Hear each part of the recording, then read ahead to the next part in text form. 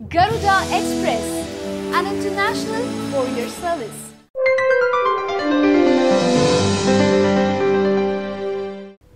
నక్కకు నాగలోకానికి మోకాలికి బోడుగుండుకు ముడేసినట్టు జల్లికట్టుకు బలికట్టుకు ముడేశారు కొంతమంది మూర్ఖులు. కోట్లాది మంది భక్తుల ఆరాధ్య దైవం కొంగు బంగారం ఆయన సత్యసాయిబాబా నడియాడిన నేలపై జంతుబలులంటూ భక్తులు ఆగ్రహం వ్యక్తం చేస్తున్నారు. పుట్టపర్తిలో మూఢనమ్మకాలకు విలువనిస్తున్న కొందరు నేతలు ఊరు ఏకమై భక్తులు పెద్దలు వద్దు వద్దు అన్న తమ శైలిలో ముక్కుడు బలులకు సిద్ధమవుతున్నారు.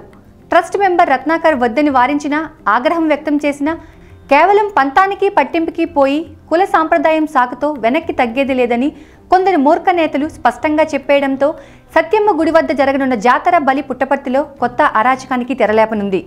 దశాబ్దాలుగా సర్వమతాలకు కేంద్రమై ఎవ్వరు ఏ కులమో ఎవ్వరు ఏ మతమో తెలియకుండా కేవలం సాయిరాం అన్న పలుకుతో ఒక్కటిగా ఉన్న పుట్టపర్తి ఇప్పుడు కులం కుంపట్లతో విడిపోయింది.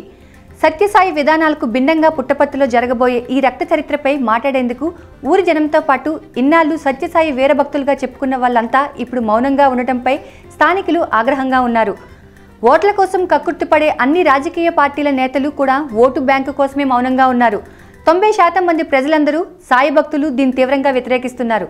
మరోవైపు స్థానిక ఎమ్మెల్యే పల్లె రఘునాథరెడ్డి, పుట్టపర్తి మున్సిపల్ చైర్మన్ గంగన్న దీని వెనుక ప్రధాన సూత్రధారులుగా చెప్పుకుంటున్నారు.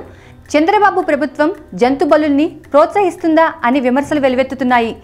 మే 9వ తేదీన సత్యమ్మ గుడి జాతర జరుగుతుంది. జంతు బలులు జరిగితే దానికి చంద్రబాబు ప్రభుత్వం బాధ్యత వహించాలని అంటున్నారు. ఇప్పటి వరకు దీనిపై పోలీసు అధికారులు కూడా స్పందించిన దాఖలాలు లేవు.